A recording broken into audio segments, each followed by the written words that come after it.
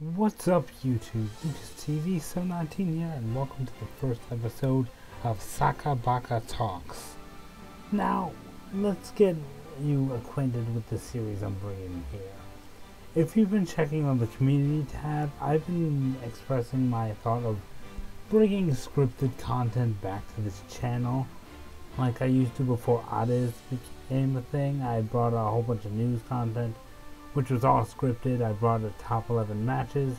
So I've been wanting to bring it back instead of just constantly pumping out clips of Hisatsus from episodes of Orion. Now, if you've also checked on my community tab, the most recent scripted content that I'm planning to bring is my top 11 favorite characters. However, when I make really scripted content like that, I feel like it needs to be edited well. And I'm not the best editor, so it takes me a very long time to edit that content. But I still want to talk about Inazuma more than just through the comments, and without too much editing. Thus, we have this. It's mainly me just talking. No, not too much editing. It's just quick, uncut, just straight to the point. No editing, just a great Inazuma 11 discussion. So that's basically what this series is going to be. So it's not going to be much on the screen. So if you want, you can just put it in your you can put it on your cell phone, put it in your pocket, or open another tab and just listen in the background. And thus we have Sakka Baka Talks. So with the first episode, I think I want to go back in time to the intro of Inazuma. Well, for me anyway. So the first time I saw Inazuma 11 I was actually in Brazil. I was visiting some family there, and I was just bored. The adults were talking or playing a card game or something. I don't remember the details, but I was just watching the TV, trying to see if I could find something, and Inazuma 11 was on. Of course, I didn't know that was the name, because it was the middle of the episode, and it was episode 37, aka the episode where they find Shin Teikoku, and Kido has to fight Sakuma again, and the episode ends with Kote Pengi Ichigo. I'm like, what the hell is this? So I decided to watch it the next day, and it turns out that was actually episode 38. Yeah, that's when they fight Teikoku, and immediately as I'm watching, I'm like hooked. I'm like, Super Onzi, this sounds really cool. And I decided, you know what, I'm gonna watch a bit of it. So, as soon as I was able to get to a computer, I started watching the series in Portuguese before I realized, you know what, let me see if I can find this with like English audio. Then I found it in Japanese with English subs, and I'm like, I can work with this. So I started again from the beginning. I only got to episode 10 or something in Portuguese before I went back to Japanese with English subs.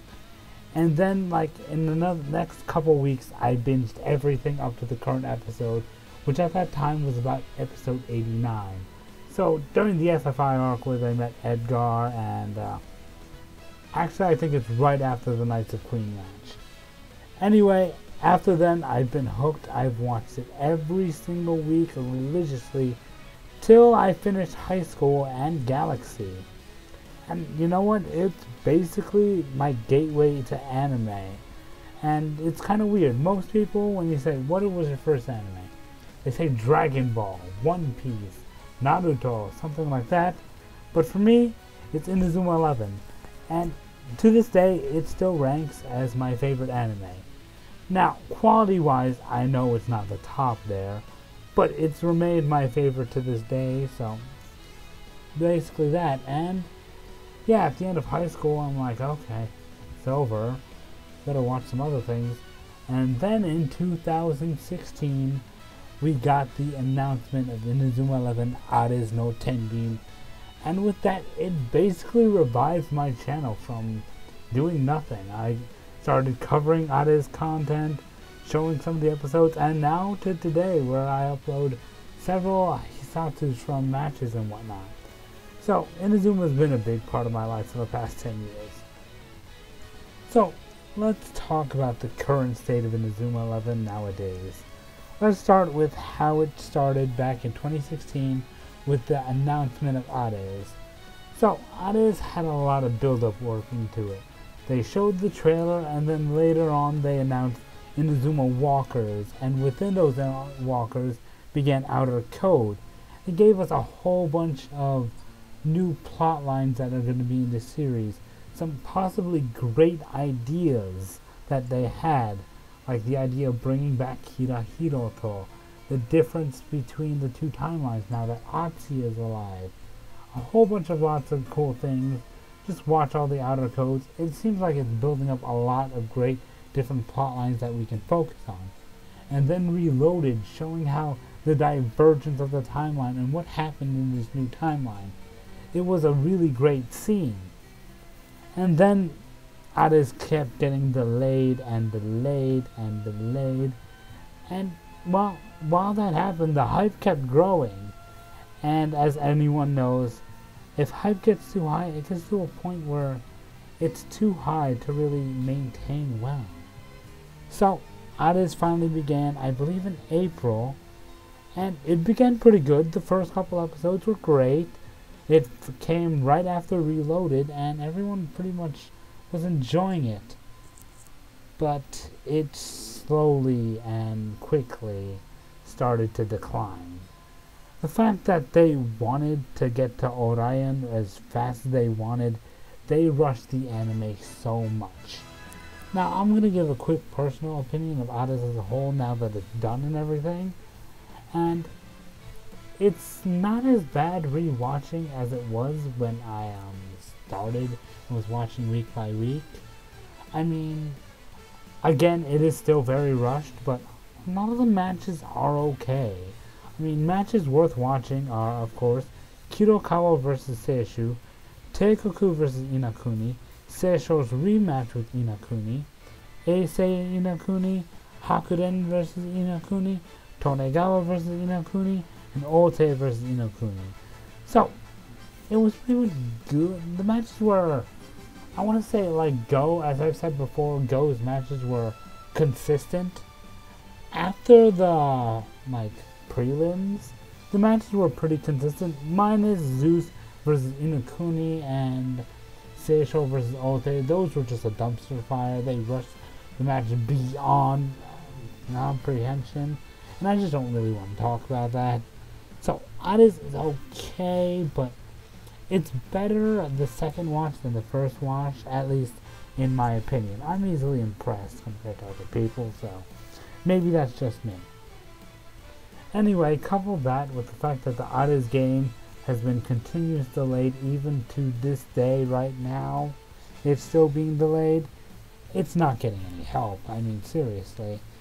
But, I mean, that's just Inazuma 11 Others, and I just feel like they were, a big point of Others was made clear from Reloaded that the world tournament was going to be a very big focus, because after getting wrecked by Spain, the big focus was get to the level of the world. We're going to use this football frontier to improve the quality of everyone else. So, let's talk about Orion. Now, Orion no Kokuin, it's better than Others. I'm just going to jump straight out with that. But it's still very much rushed. I mean, episode 2, they're already on the next match. And, I mean, it's about episode 20. They're finally getting to the world tournament. And, well, it's been okay. I mean, they're still kind of relying on old characters like Endo, Kido, Goenji, Kazamaru. Now, while they have made good points at trying to keep the old characters from taking over the spotlight, such as removing Goenji and Kido and Endo for one match, but the way that they did it is just really bad for their characters. It makes them seem weak, like Goenji got taken out easy, Kido got outsmarted like that, and let's face it, it did not help Ichihoshi's character, because at the beginning, everyone hated him. I've heard rumors of people buying his 11 license and cutting it in half, people making videos where basically they just show he stops hitting him. I didn't like Ichihoshi. I hated him. Still not my favorite, but I got a bit of his character. I preferred after he changed the Hikaru, but he still got to prove himself to me. That's basically what I gotta say.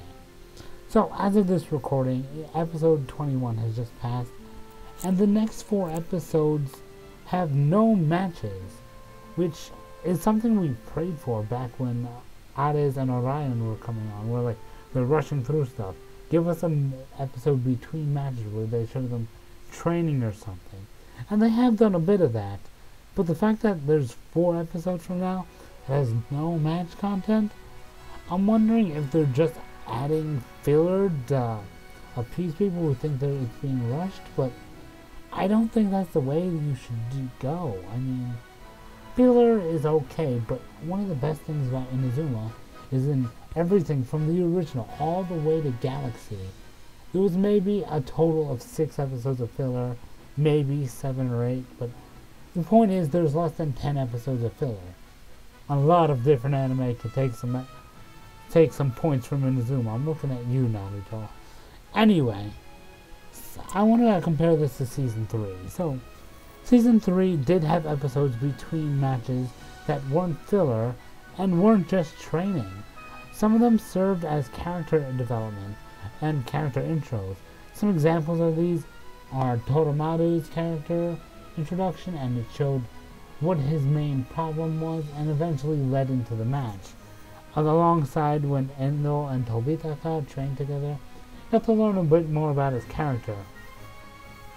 And lastly, we have Goenji's arc at the end of the Asia prelims.